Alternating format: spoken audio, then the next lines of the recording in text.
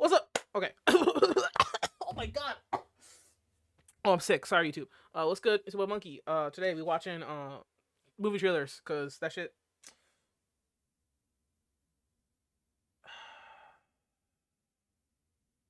God damn it. We're watching movie trailers. All right, just I'm so sorry. I'm so locked out. All right, and then after the movie trailers, we'll listen to this. Okay. Let's go. Starting with the goat, Superman. Okay, let's see. Let's see. Let's see. No cap.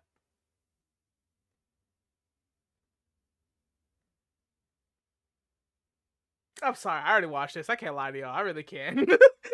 I really like. I already watched this, but I do want to watch a breakdown though of this because I really don't. I'm not a DC dude, so I do be uh Superman trailer. I'll be honest with you. I already watched that. No cap. No cap. But I heard. Yep. No rock stars. My God. Okay. 34 minutes. Welcome back to New Rockstars. Fuck. This will be a video on its own. We'll continue. We'll continue to the other bullshit. All right. Bro, why they gotta do this to my gut, Lilo and Stitch? Please don't make like Stitch a little. What does this have to do with Lilo and Stitch?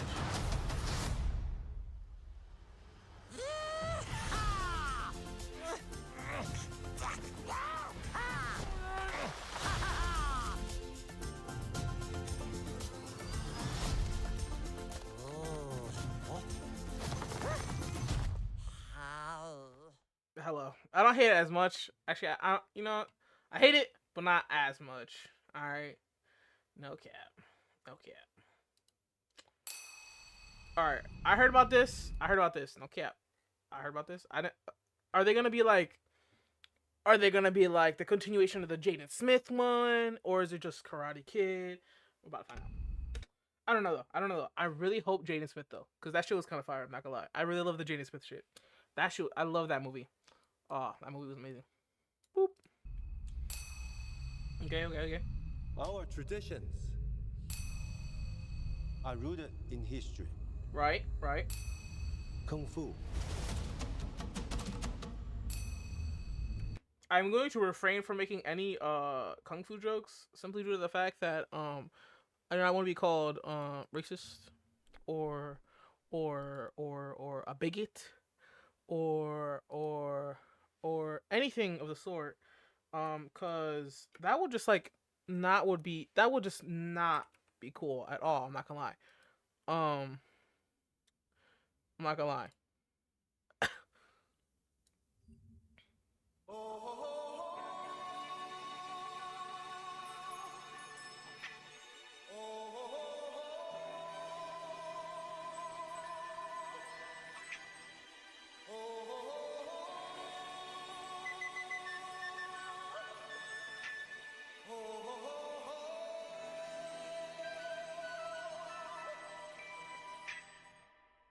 Everybody was kung fu fighting. Those kids were fast as lightning. It was a little bit frightening. Okay. But they fought There's answer rhyming.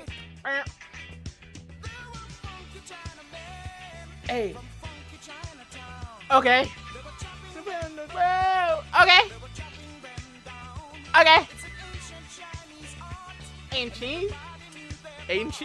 Ancient. All right, that's it. All right, I fucked up the word ancient, so we're just gonna drop it there. Hey, I appreciate that though. Climb. Okay. Tree grows strong.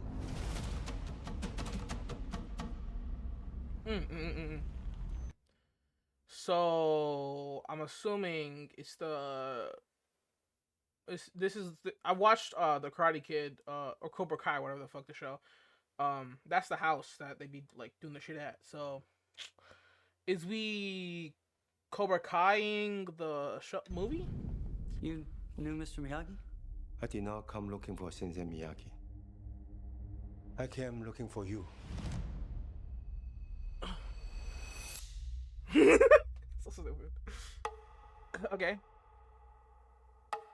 In life, You have only one question. Is it worth fighting for it? Oh, it's Or worth not? it. Lee means to me what you meant to Sensei Miyagi.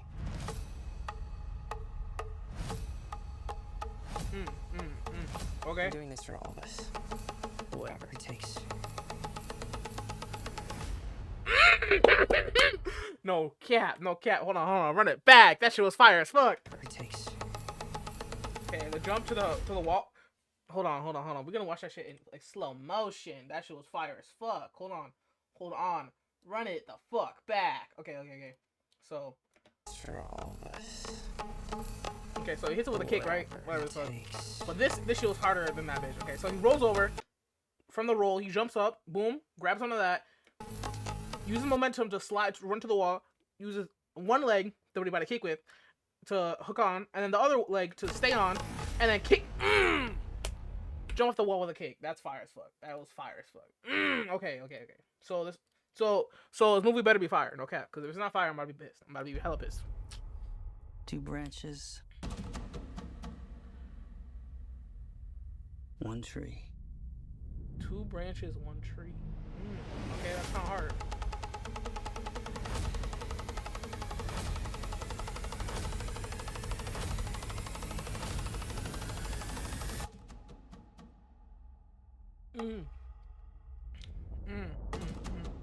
Karate Kid Legends. Okay, so it's like the what's it called, the Jaden Smith one, but they mixing it with the Karate Kid one. You feel me?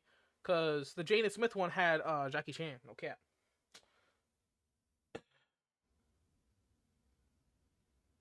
Good question. Why is Plankton moaning? Oh, he's back. That's cool.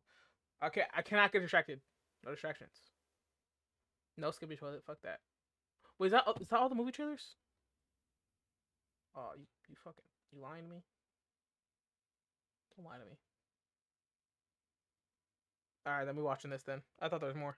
And this is a breakdown of the trailer for Superman. I thought there was James more. Gunn's 2025 launch of his new DC studios. There is so much to unpack from this trailer. Is there though? Is there? From blink and you'll miss it details and Easter eggs to its lofty promises That scene was hard as fuck though. I'm not gonna lie. That scene was hard as fuck, bro. Him like raising the flag, to fix, well, everything. like while everybody's running away. That shit was mwah. Oh my god. I'm going to break it down frame by frame for literally. And the thing is, like, he wasn't moving. He was pushing the flag up with their direction. He was pushing the flag up against their direction, which was like, I understand they meant to do that, but that was like, mwah. It was like, mwah, no cap. Everything you missed. Like, I cannot believe some of the stuff that is hidden in between shots of this trailer. Okay, Also, okay. bit of an announcement here. New Rockstars now has a channel membership where, for a small amount every month, you can what you might call a created in this film by David Corn's trailer opens on a windswept icy tundra. Superman, Kal-El, played in this film by David Cornsweet, crash lands in the Okay, David Cornsweet. swept icy tundra. Superman, Kal-El, played in this film by David David Cornsweet. I'm not gonna lie, that name is funny as fuck, but I'm not gonna laugh at it. I'm not gonna make any jokes at your discretion, because that would just be rude. That'd just be rude, honestly. I won't make a single joke. I promise. Cornsweet crash lands in the ice, laying in what you might call a crater similar to the one his pod might have crash landed in the farmlands outside of Smallville, All right, now you're pushing it. You pushing it way too hard. What the fuck? Kansas, when he was a baby. But really, here he's kind of making Yamcha's death pose. Let's meme go. from Dragon Ball Z. He saw it too. Let's go. That's so funny, bro. Bro got blown up by a Cyberman. This is why he's here right now. Superman has been Oh, that's funny. roughed up in That's a funny. fight. He's wheezing in a way that we are not accustomed to hearing Superman wheeze. He's bruised. He's coughing up blood. So who did His blood was like not gonna lie, his blood, this blood that he was spitting up, bro, that shit was hella fucking thick. That shit was like viscous. this to him? Well, the trailer. I did that. No cap. With my left right kung fu y'all saw earlier. I did that. A possible answer. This film was written and directed by James Gunn, who directed the Guardians of the Galaxy films for Marvel Oh, so you tell me Groot did that? Type shit.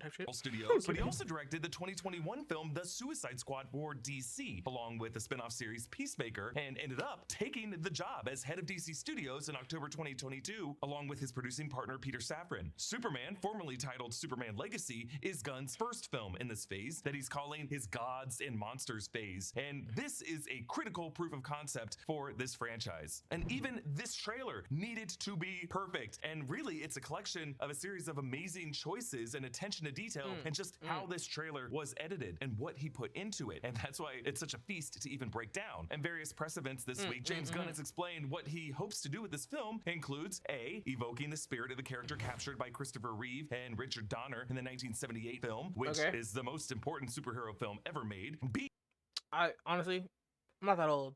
I'll be so fucking for real with you. I'm not that old, so I would not know. Embrace There's no comment there because I've never been that fucking in old. all of the aspects of the Superman. So I was watching Dante stream while The he was most reacting to important shit. He got so pissed at that cup throw, dude. So pissed. That shit was funny though. superhero film ever made. B, Nah, I would be pissed though. I would be pissed. embracing all Like, I don't really want to know what the fuck he did. of the aspects. Because he threw of that can with such viscous that it which bent. is the most It important fucking superhero bent. film ever made. B, Well, not embracing viscous, but fucking force. Look, all look at that shit. Okay. Fuck. Is it this one? Yeah. That shit bent, bro. Fucking. Do you see, like, think? There's. He threw that shit hard as fuck. Like, I understand Superman's strong, but, like, you have to be strong with your arm to be able to have the throw with enough force to make that shit bend.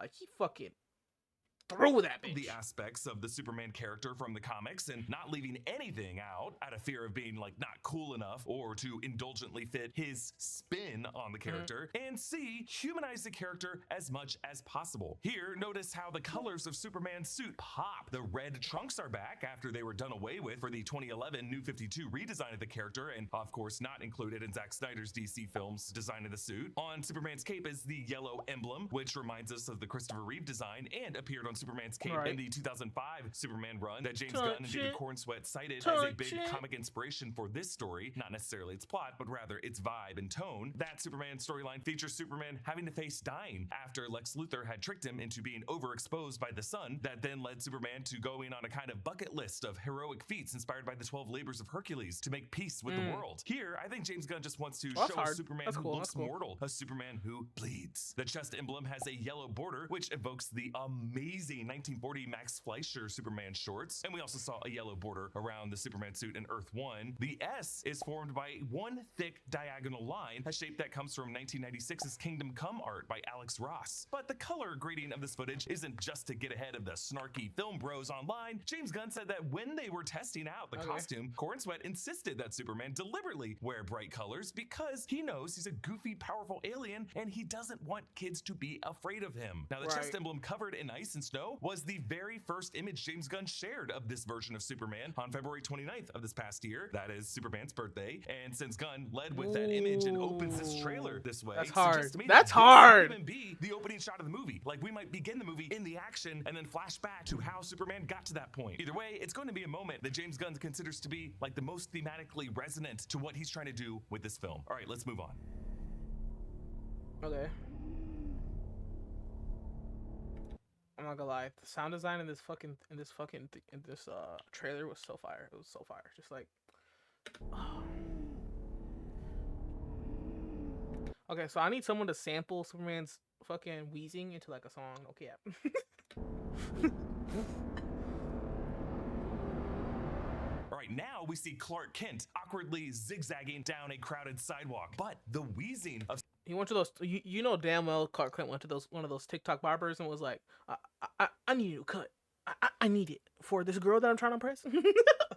Superman on the ice continues to play over this, as if to say this struggle just to breathe Earth's air, this suffocation, this agoraphobia, is something Kal-El also feels when he's in disguise as Clark. Now, we did see some overhead set video of this when they were shooting this in Cleveland last summer, and you could see from that angle that Clark awkwardly goes against the foot traffic on the wrong side of the sidewalk. Really, this is all a performative act by Kal-El, who likely dials up this clumsiness as he gets closer to the Daily Planet office, in case Lois or anyone else he knows is looking out a window hero or arriving at the same time as him. In my opinion, not since Christopher Reeve has a Superman actor so emphasized the bumbling physicality of the Clark Kent persona. It might just be that both Reeve and Cornsweet had training in physical comedy from Juilliard. It's not just the glasses, it's the whole vibe. The messy hair, the ill-fitting suit, the walk, the posture, the lack of eye contact, the higher-pitched voice, the constantly bumping into things, which, think about it, requires great care by Kal-El because he has to actively think about not laying anyone out when he collides with them and just always having to Imagine you just walking through a crowd, just goes boom. Oh, sorry, sir. Just knock the fuck out. be super aware of his Oh my surroundings. God, And I bro. appreciate the choice in this movie to give Clark messy but curly hair when it's in this moppy form, as it justifies why a single curl would be left on his forehead when he's Superman. In Clark's hand is a folded Daily Planet newspaper, hammer, something. So does he just like have fucking hair gel at all times? I guess. Creates HA something. I was thinking maybe Hawk Girl, and then Hammer could be a reference to the KGB linked organization from the comics, but actually we get a closer look at this front page when it's read by the cop in front of the building. Hammer of Baravia creates havoc downtown. So the Hammer of Baravia is likely a terrorist group from that fictional DC country of Baravia, which we will be seeing in another context later in this trip. Moravian troops amassing a border. Discuss current level of threat. Live reports coming from And the Moravian front borders. page photo, Okay. I'm pretty sure, shows a gorilla, which I'm assuming to be Gorilla No Grodd, cap. one of the best known antagonists to the Flash. Now, why Gorilla Grodd would be the downtown havoc related to the Bravian terrorist cell, I have no idea, but I cannot wait to see what Grodd did to scare all those poor people. This also means that there must be a Barry Allen Flash somewhere in the background of this universe. Of course there is. I think everyone's there. We're just not going to see all of them in this movie, and that's for the best. Also, I may be wrong, but at some point when he lifts his bag up, I think Clark might have two identical ID badges hanging from his bag, maybe because he's always losing one, or wanting all of his coworkers to think he's the kind of coworker who loses an ID badge all the time. Now, we see on the Daily Planet here is So what you're saying is Superman's a very manipulative, you know, mind messing with, very, I don't know, very, how do I put this? Fraud. He's a fucking fraud. Great. located beside the Wooded Duck cocktail bar, with the Daily Planet's address being 44 Concord Street, listed above a sign for freshly handmade cupcakes, red velvet, coconut, and lemon. And of course, the large Daily Planet globe lantern is hanging above. I assume this globe is also on top of the building. And we know that to get this entrance, they used part of a casino in downtown Cleveland. Now, back in the snow, Superman spits up blood, and his bright blue eyes look up toward the horizon. Okay, Oh my the God. glowing blue 3D block text with a little glimmer appears over a star-covered outer space backdrop, recalling the 1978 Superman the Movie poster. This movie had the incredible tagline of "You will believe a man can fly." Now, this movie has a tagline of "Look up," which I also think is really good. The music in this trailer was composed by James Gunn's longtime composer. That's hard. Look up. That's hard as fuck. It's a bird. It's a plane. It's Superman. Partner John Oh, that's Murphy, fire. who uses Look Up leitmotifs is of so John hard, Williams' bro. iconic score from the 1978 film. This is Williams' main Superman anthem, played with an echoey electric guitar. Now, normally John Williams' anthem is in C major, but Murphy puts it in D major here. For what it's worth, Defying Gravity from Wicked is in D flat major, and there is a lot of music theory I could get into here, but I think John Murphy put this in D major because it is the same key as Harold Faltermeyer's similar electric guitar solo Top Gun anthem. The Top Gun vibes are everywhere here because James Gunn isn't trying to make this movie as a hit for The GOAT, Tom Cruise. people who know and love Superman. Oh He my wants God. everyone to show up for this movie. He Type wants this shit. movie to make $1 billion Snap, and snap, to be snap. the pseudo-patriotic summer box office phenomenon that Top Gun Maverick was in 2022. That really is, I think, his secret agenda with this. Like that film, 2025 Superman is an attempt to reinvigorate a franchise that a lot of viewers might not realize we desperately need. 2025, the year comes X. We get Superman. We get GTA. We get, I don't know. I ain't got nothing else. At this moment, just like we didn't know that we needed Tom Cruise pilot action that badly. And it's a story unflinchingly American at a time when America is so divided. And hopefully a movie so good it will make you forget that cynicism and just look up. It's a movie so American when Americans are so divided. So what you're saying is, the Superman, an alien, is gonna come down and unite us as humans. Fire's fun. In awe, James Gunn even admitted that they shot the flying action in this movie with drones and aimed to make it look like the aerial cinematography of Top Gun Maverick. So there you go. In the Daily Planet newsroom, we get a wide shot of how Clark is adjusting his walk to look sheepish and crouched over and unassuming as he's taking a phone call and avoiding eye contact. He's walking behind Cat Grant, the Daily Planet's gossip columnist, played by Michaela. You're not slick, buddy. Avoiding eye contact. You're not slick. Look how you going looking straight down, looking like a... Hey. He's walking behind He Cat catching Grant, he the catching Daily a Planet's look. gossip columnist, played by Michaela Hoover. He passes Steve Lombard, another Daily Planet columnist, played by SNL's Beck Bennett in this movie. He raises his arms as if he's saying, "Hey, watch where you're going, Kent." And the character of Steve Lombard was based partly on Ted Baxter from Mary Tyler Moore Show, and his physical appearance based on Joe Namath, which Beck Bennett evokes here with that thick mustache. This newsroom has another Daily Planet globe in the background, and TV monitors show GBS streams, Galaxy Broadcasting System, the DC in-universe news service that we've been seeing in Creature Commandos. On one of these monitors, this blonde woman is Eve Teskmacher, Lex Luthor's assistant and right-hand lady, played by Sarah Sampaio in this movie, probably defending Lex's action on cable news and doing that thing where they just talk really loud and talk over the interviewer, and the guy I represent never does anything wrong ever, and you're the wrong one. And then actually on the monitor on the far right, that might be Wendell Pierce as Daily Planet editor-in-chief Perry White. I think Perry might actually be in this newsroom as well, in the brown suit in the far background on the left, with his back turned to us. We also know that actor Christopher McDonald will be playing another Daily Planet columnist, Ron Troop. Rachel Brosnahan plays Lois Lane in this film. She's got the same copy of that newspaper with a Daily Planet mug. The TV screen behind her has a GBS Chiron reading "Towns flooded following extreme weather." We also can spot Jimmy Olsen, played by Skylar Gisondo in this film. In the foreground, Clark ducks his face away from Lois as he goes to his desk. Now, based on the clock in the background, it looks like it's around 10:50 a.m., which is pretty late in the morning for a newspaper office for a reporter clocking in. But, you know, he's probably late from saving someone, and he's just avoiding eye contact, and Lois is onto him. Now, behind Clark, as he turns back to look at Lois, the walls of the newsroom have wall art on the left depicting, it looks like a linotype printing press on the right, showing an old-timey living room radio, like we saw in the Christmas Story, and then the dawn of American television. So it seems like the Daily Planet has this art to show the evolution of the way the public gets their news. I'm sure if you round the corner, you'll find a mural depicting Twitter, and then beyond that, a wall that's just on fire. Clark turns around and briefly makes eye contact with Lois, but he tries to play it cool as he's really just looking past her suddenly to make it look like, oh, I was just looking up out the window. Thank you to BetterHelp for sponsoring this video. No! December has got everybody. Click your first month. I love this. Pruitt Taylor Vince clip here just to really focus on this moment at the Kent farm. Let's go. I love this. Pruitt Taylor Vince plays Jonathan Kent, and in this movie, Neva Howell plays Martha Kent, but we do not see Martha here. But Jonathan is sobbing, which makes me think that in this continuity, it could be that Ma Kent is the one who dies instead. Pruitt Taylor Vince is also just a pretty inspired choice for a podcast. Hold on. Is that my goat Bertram? Because nothing against like Kevin Costner and his whole Field of Dreams Midwestern corn farmer vibe, but Pruitt Taylor Vince, I think Kevin Costner and his whole Field of Dreams Midwestern corn farmer vibe, but Pruitt Taylor Vince. Hold on. That's hold on.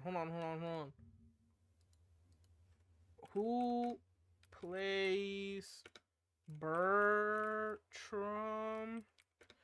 and Jesse?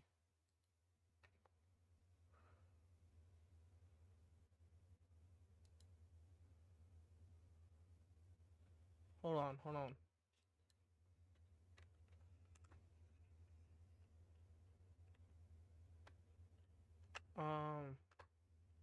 Yo, what? He really looks...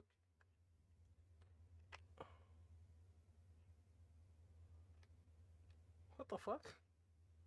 What the... Ratatouille, the musical? What the fuck? I don't know. Vince, I think, is someone you could actually imagine as a true Kansas farmer in 2024. Like, this house is not the classic really movie does look barn like with a Bertram. big What the fuck? barn right I swear next that to was it. That's Bertram. not how What? farms look nowadays. This is how they look. All right, let's get to crypto. Crypto. Home. Take me home.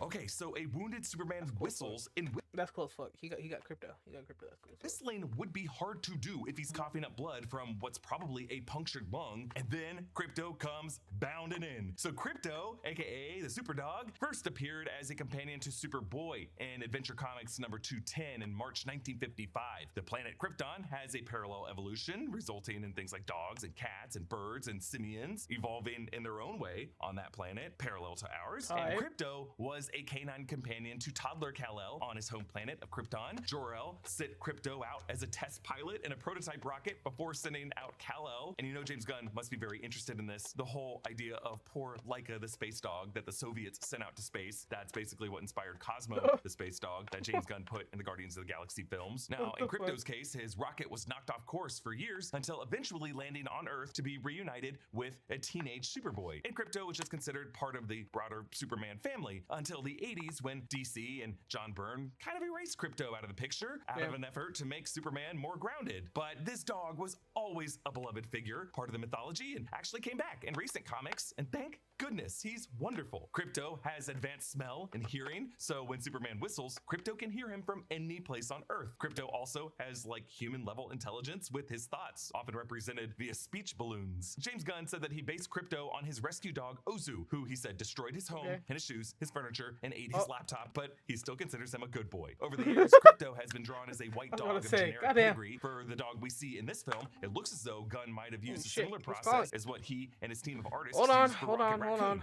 Hold on. Be right back. Chat.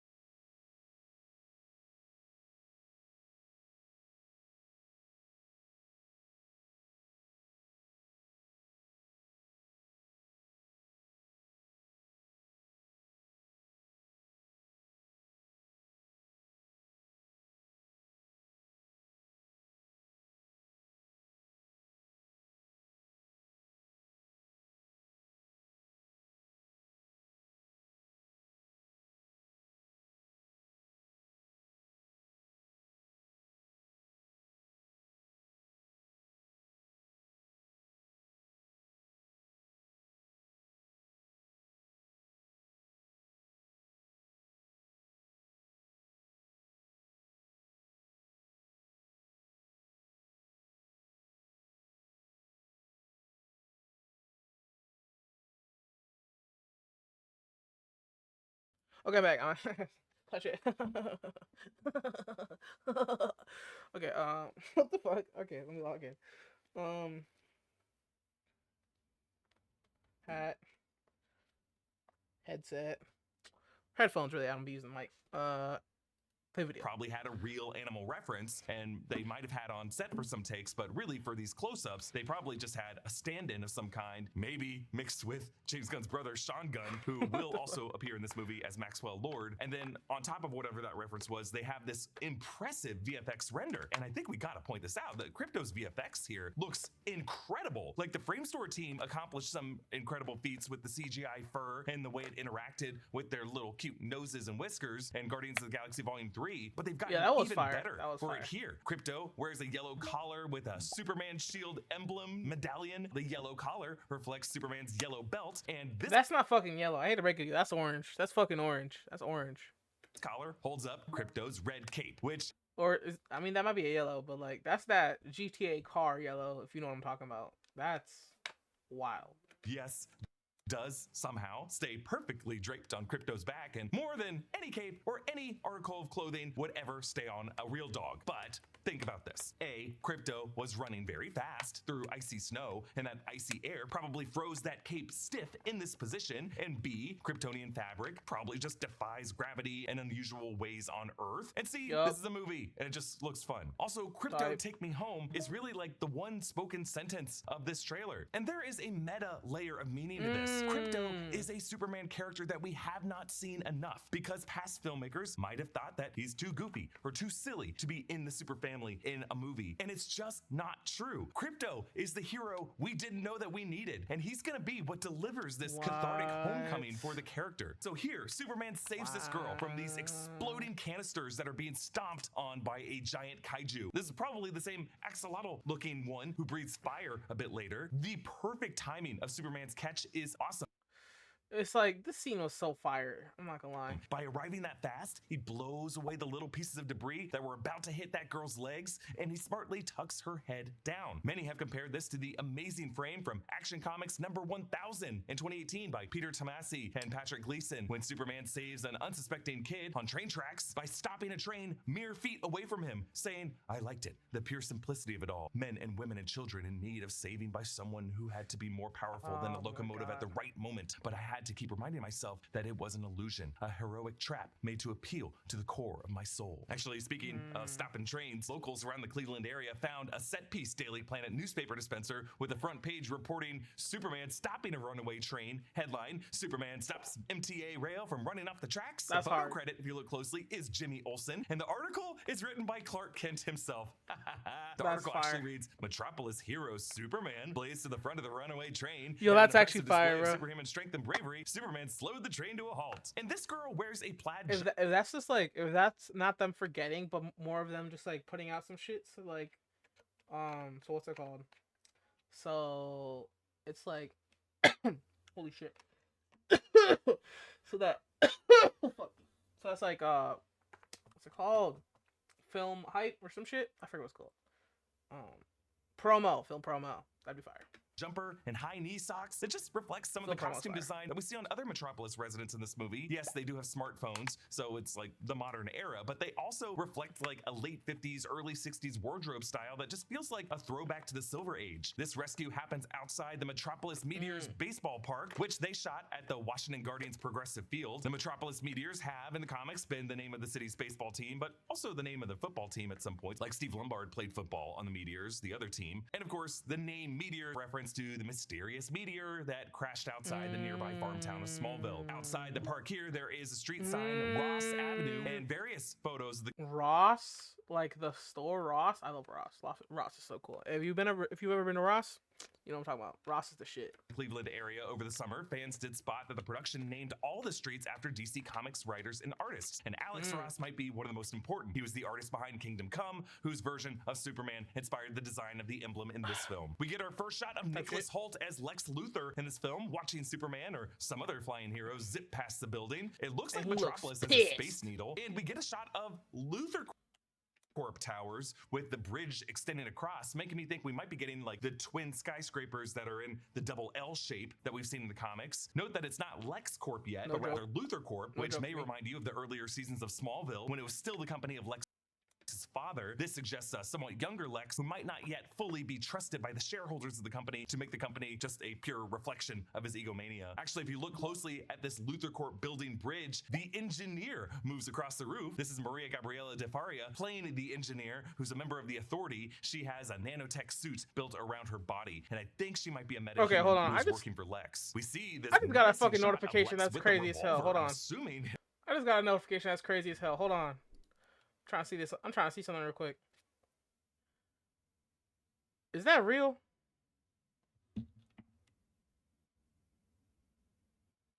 Lizzo be twitching. Went live. We're lying.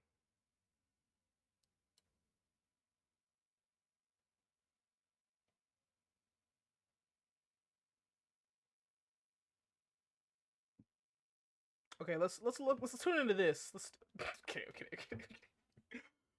Oh my God! It's really an album. It's really God damn. SZA. Okay. Oh we reacting. All right. Oh, we reacting tonight. Tonight. Okay, I'm going. 25K Ludwig girl. Not gonna lie. To my teammates, I'm sorry. Barbie out. It has a kryptonite bullet. We'll see. He also has Okay. this pinky ring that might contain some traces of kryptonite because Lex Luthor is known for having a kryptonite ring. The wall Right. behind him, though, is I think the important detail of the shot. It is a grid of these cubic containers, and it's just an interesting location. I think one of these Oh, so this is where Superman goes like, "Kah!" and punches the wall. You feel me? is what Superman is punching his way out of in the next What I say? What the fuck did I just say? shot. In the cell to the right of Superman, that is Metamorpho. Rex Mason, Anthony Carrigan's character, one of the other lower tier superheroes who will appear in this movie. Hold on. Rex Mason, Anthony Is it the motherfucker that be putting like the fucking the plunger on his head? You feel me? Okay.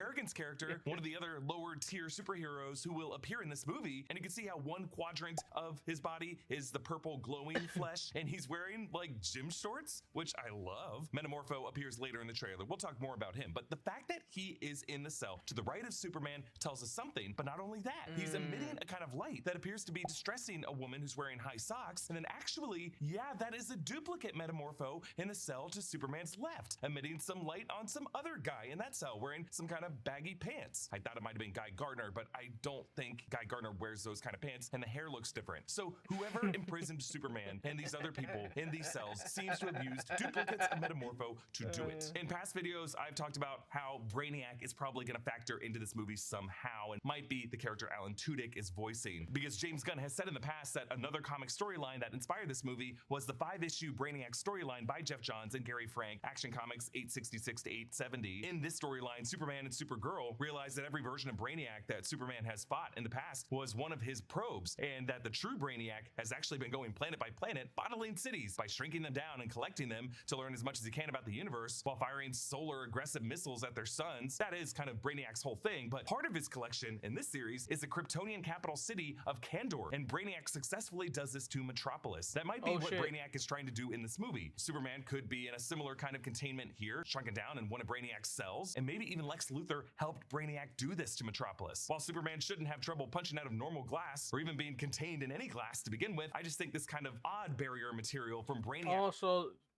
technology Okay. would make this make more sense. Now, some sources that I've seen online have said that these shots in particular seem to have been shot by this movie's director of photography, Harry Bram, with a Leica Tri-Elmar lens, which is a wide-angle photographic lens that uses 3 switchable focal lengths, so 16mm, 18mm, and 21mm, all in one, which in this case allows Superman's boot, his knee, and his fist, and his face, and the glass as it breaks, and just the container all around him to all be in focus together. And in Lex's shot, his face and his revolver chamber and his pinky ring to all kind of be in focus, and it looks really good. And maybe it's It just does. the way the Brainiac sequences would be shot in this film, since we might be within does. some kind of micro pocket energy field, but it's kind of like an experimental way to shoot a shot, and this is like the first time we've seen it this way in like a major budget film, and I'm excited to see more of these types of shots. That does look Okay, fire. this It does section look shows fucking us fire. this sweet boy love this fucking shot, bro. raising a flag with Superman Just like, look at how hard that is, bro. Look at that.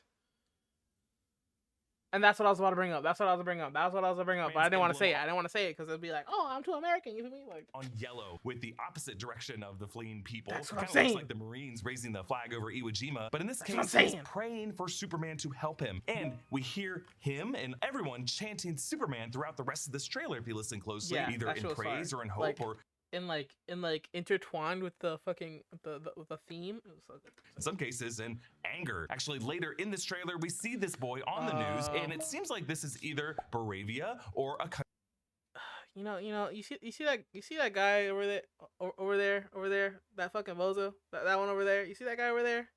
He's a clown. So let's how do I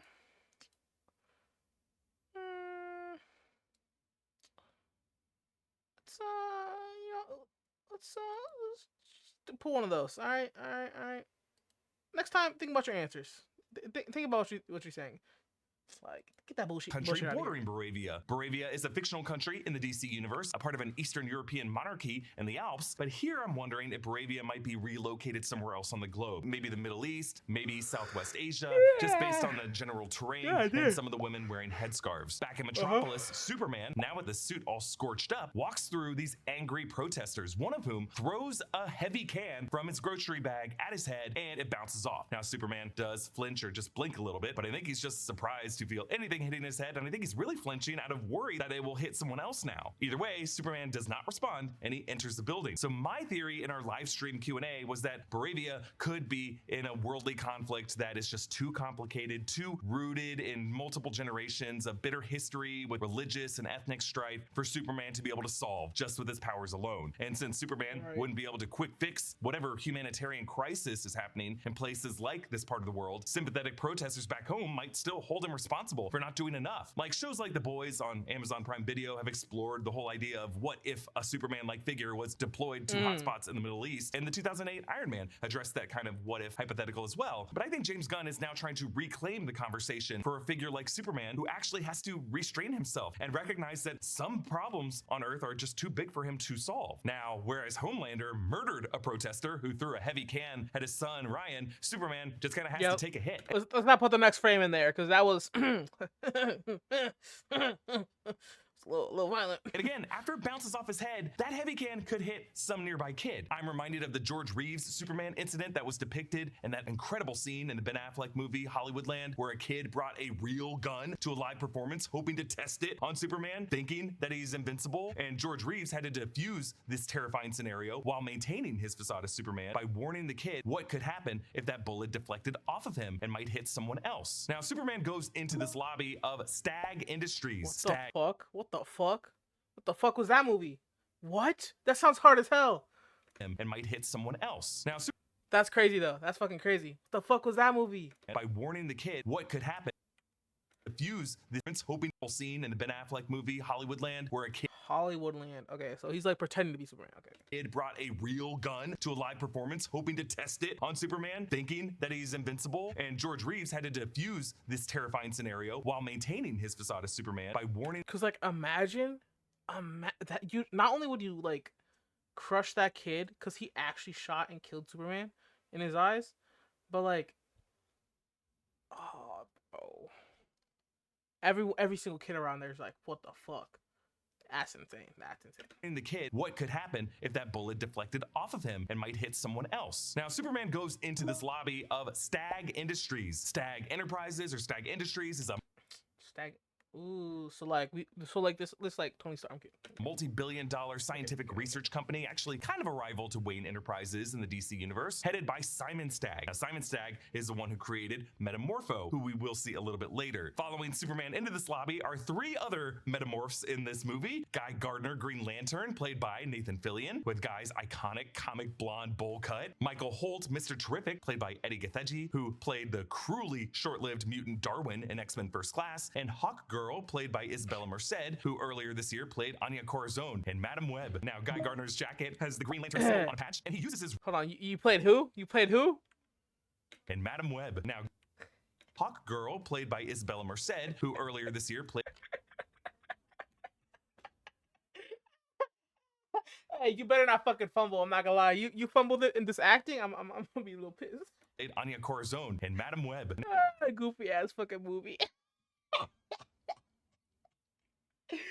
Oh, that's funny. Now, Guy Gardner's jacket has the Green Lantern symbol on a patch, and he uses his ring to project a mask on the windows to block the protesters from seeing, which just kind of makes them look real douchey. James Gunn wanted to include all these other Metamorph characters in Superman's world, not to prematurely set up the DC Studios universe with spin-off characters. I really don't think he plans to follow any of these lower-level characters with their own films, although Guy Gardner Green Lantern might show up in the Lantern series as just part of the Green Lantern Corps. Really, I think he brought in these characters to serve as foils to what Superman is in this movie, to show how Superman is not unique in Metropolis as a superpowered extraterrestrial figure, but really what makes him unique is why he puts on the suit, how he restrains his powers. In a world of superheroes, what makes Superman super? Hawkgirl soars in with her mace past some buildings familiar to Cleveland residents. Hawkgirl is a Thanagarian like Hawkman, who remember was played by Aldous Hodge in Black Adam. Hawkgirl also uses the extraterrestrial nth metal for her weaponry and her armor. Then Superman faces the the fiery breath of a kaiju form of that axolotl whose eyes are lower than its nostrils. Now, some of the high evolutionaries' genetic experiments in Guardians of the Galaxy Volume 3 seem to have similarly freaky anatomies, and I think James Gunn just likes telling his VFX artists, oh, looks good, but can we like lower its IQ by 50 points? Now, another Superman comic that James Gunn is pulling from is Superman Birthright from 2003, written by Mark Waid, which retells Superman's origin story and features Lex Luthor learning bits and pieces of Kryptonian history and then distributes this information out of context to the news media to try to turn the public against Superman, accusing Superman of being like the first step of a Kryptonian takeover of Earth. And then Lex goes as far as staging attacks with giant alien kaiju on Metropolis to blame that on this Kryptonian threat. I actually wonder if that could be what Lex is doing in this movie with this kaiju. So here Superman sits with Lois Lane as a battle rages outside. This is actually the same apartment where the first look photo of Superman putting on his boots was set. And now I'm wondering, why are you putting your boots back on in that image, Kal-El? What were you and Lois doing? Also, is Lois okay? Behind Superman, you can see the twin Crazy statement, but type shit. Scrapers that would be Luthor Corp towers. And we only have guesses as to what this whole green and pink battle is. Right now, we are leaning toward a battle between Brainiac and maybe Cersei, the Themysciran sorceress whom we've been seeing in Creature Commandos, whose magic often has a fuchsia color to it. Maybe she's trying to create a sphere around Brainiac. And yes, even though Creature Commandos is animated, it's just an animated depiction of the same interconnected DC universe as the Superman film. So Frank Grillo voices Rick Flag Sr. in that show, and Grillo will be playing a live-action Rick Flag Sr. in this Superman movie. Lois kisses Kal-El when he's in his Clark form, but he's not wearing glasses, making me wonder, does Lois know that Clark is Superman in this movie? Will she learn at some point in this movie? Or is she just getting romantic with Clark, not knowing about his Superman identity, and the lack of glasses isn't yet tipping her off? Or is this shot like a fantasy dream sequence for Kal-El? Notice that Lois's clothes in this kissing shot are what she was wearing in the Daily Planet newsroom earlier. So I think this might just be a fantasy that Clark is envisioning, what he wishes he could have with Lois, but in his Clark form. Next, a shot in the Fortress of Solitude. This broken robot that Superman holds is Kelex, who is a servant robot to Jor-El back on Krypton and resides in the Fortress of Solitude as one physical memory link Kal-El has to his family and his original home. So Superman losing Kelex here is particularly heartbreaking. Who did this to Kelex? Are they still in the house? Actually, is that home invasion? Why'd he say it like that? That was funny though. Particularly heartbreaking. Who did this to Kelex? Are they still Superman losing Kelex here is particularly that's funny. That's funny. I'm not talking as much because my throat hurts. I'm not gonna lie. I'm getting kind of sick. The shit hurts. It's bad. really heartbreaking. Who did this to Kelex? Are they still in the house? Are they still in the house?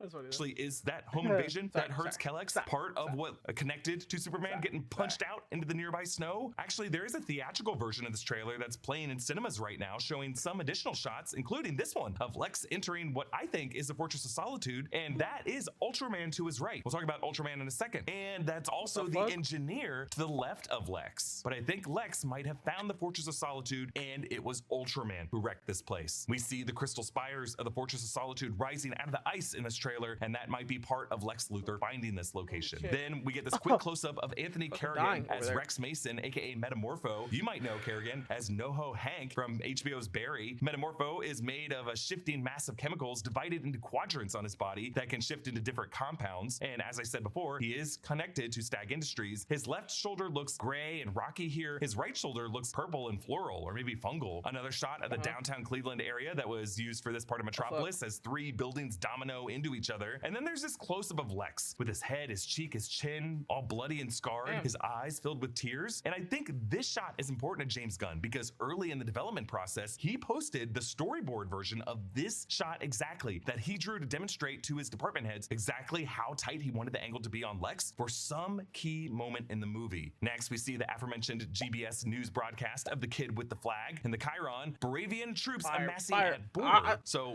I don't care how many times I say that shit. That's what's fire as fuck, bro. I don't know if this kid came from Baravia or if he's in a nearby country that Baravia is invading. And you'll notice that this TV is a Luthor Corp brand TV, showing how Lex's company is involved in consumer products in addition to having their fingers in every pie. We see Superman pushing the kaiju off away from a building, another part of this fight with this thing, and a demonstration of how strong he is. And then this adorable shot of Krypto pulling Superman through the snow by his cape as Superman's face is just plowing through the snow. And if you look closely, you can see Krypto's tail wagging in this shot. Oh my God. Okay, the final section opens with this dark armored figure punching through a wall. This is Ultraman. Ultraman is a Superman counterpart known for a U sigil on his chest. As an opposite to Superman, he is powered by kryptonite. Ultraman tackles Superman into the grass of the Metropolis Meteors baseball field. Actually, on the upper levels are names of various players or just like Hall of Famers from the team. One of them is Petrota, which I think could be for Drew Petrota, who according to IMDb is an art department prop master who isn't yet credited for Superman, but hey, look at that. Worked on James Gunn's The Suicide Squad in 2021, so I'm betting he worked on this movie as well. There are a bunch of other names on signs, but I couldn't make them out. But along the field fence line, there is a banner for Metropolis Waste Management. We get this trailer's best shot of Mr. Terrific in close-up. Michael Holt's Mr. Terrific is known for just being kind of a brilliant jack of all trades, an engineer, a man with natural aptitudes for having natural aptitudes, and visually iconic for the T on his face, a jacket that reads fair play on the sleeve. I appreciate though here how the T is not like just painted on his face, but kind of raised off his face a little bit, like maybe part of a mask that just perfectly clings to the shape of his nose and mouth. But there might be more to it based on that. Like it could be a mask that extends or provides some specific protection or something that kind of has some neural link with his skin. In addition to having a very cool ship, he's followed by these T-sphere drones, which protect himself, and that looks like Lois Lane with the shield as they're fired upon by these soldiers in green and purple armor. These, I'm pretty sure, are Lex bots. It's not clear if they are robots or guys in suits. Lex bots have taken both forms in various media, and there was a time when Lex wore green and purple armor when he was armored up to fight Superman. We just know that this whole site is Luthor Corp related because you can see LC on the barrels by the tents for Luthor Corp. And then this stunning shot of Superman twirling. Is Luthor Corp funding the war? And floating upward with Lois as they kiss. And then finally, Superman pushes through the fire from the kaiju and blasts upward toward the sun. I just love that little detail of him puffing through the lower smoke or cloud layer and then suddenly accelerating into the sunlight now that he has more direct exposure from it as we lose sight of him. He's flying up there to recharge, to heal. And I think there's an implicit invitation to us to look up with this shot. The trailer ends with Lois and Superman looking out the window at the battle, similar to the final shot of Fight Club, and Lois grabbing his wrist and then pulling him in, not for a kiss, but just a supportive hug. The trailer ends not by cutting the title, but to the release date, July 11th, and then the studio logo for DC Studios. So we do not get the Superman title at the end of this trailer. And I think there's something classy about that. Because we don't even know who this is. He's one of the most iconic figures in all of media. But what's cool is you don't even notice it, because really his name has been on our breath this whole trailer. Now, one person who does not appear in this trailer is Millie Alcock, who has been cast as Supergirl, Kara Zor-El, Superman's cousin. The Supergirl movie is coming in 2026 and will start shooting in just a few weeks in January. James Gunn nearly confirmed that she will appear in this movie at a press event, saying that he showed this trailer to some actress who has not been explicitly announced for this movie, and that actress cried. And we're all pretty sure that that mystery actress is Millie Alcock. I don't think her role will be huge in this movie, and James Gunn has said that there will be sort of a post-credit scene to this movie, but not one that is load-bearing to the future of the universe. I think she will just appear in some scene during the movie's. Okay, sort of. If you look at my credit scenes on the Marvel movies, the one time I fucked myself was when I put Adam Warlock in, because then I'm like, oh shit, now I gotta put Adam Warlock in the next movie, which is actually a pain in the ass. That's funny. So I'm not gonna set up a whole universe with the end credit scenes. I love giving audiences who sit through all of the end credit scenes, but I'd rather it be something that's fun for fans, and not necessarily, hey, we're setting up the whole next part of the universe. Oh shit, I like that. I like that. I really like how he's going into this shit thinking like, look, if this works, and I'm gonna continue. But if this doesn't work, I'm not gonna force it down your throat. It's over, all right? Because I know how it goes. I know what it's like, and it's like you think of the best credit scene, and then you gotta adhere to that down the road. That is load-bearing to the future of the universe. I think she will just appear in some scene during the movie's runtime. All right, that's everything I found in this amazing trailer for Superman. I'm so excited for this film. We reacted to this trailer in another video and just kind of gave us. All right, that show's fire. Hey, thank you, new rock stars. Second thing, I gotta go. No cap. I gotta go. Hey, it's me, your boy Munky. Damn, that's 52 minutes. Fuck me, dude. I can't show the next one. It's me, your boy Munky, the true Munky. Peace. Type shit.